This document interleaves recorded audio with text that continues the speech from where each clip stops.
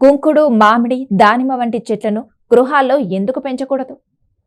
గృహంలో చెట్లు పెంచడం మంచి పని, కానీ కొన్ని చెట్లు పెంచకూడదని పెద్దలు చెప్తూ ఉంటారు. కుంకుడు, మామిడి, దానిమ్మ చెట్లు ఎందుకు? సాంప్రదాయం ప్రకారం ఈ చెట్లు కొంతమంది ఇన్ఫర్మేషన్ ప్రకారం అంతర్య శక్తులపై ప్రతికూల ప్రభావం చూపుతాయి. గృహంలో వీటిని పెంచడం వల్ల శాంతి, సౌభాగ్యం తగ్గుతుందని నమ్మకం ఉంది.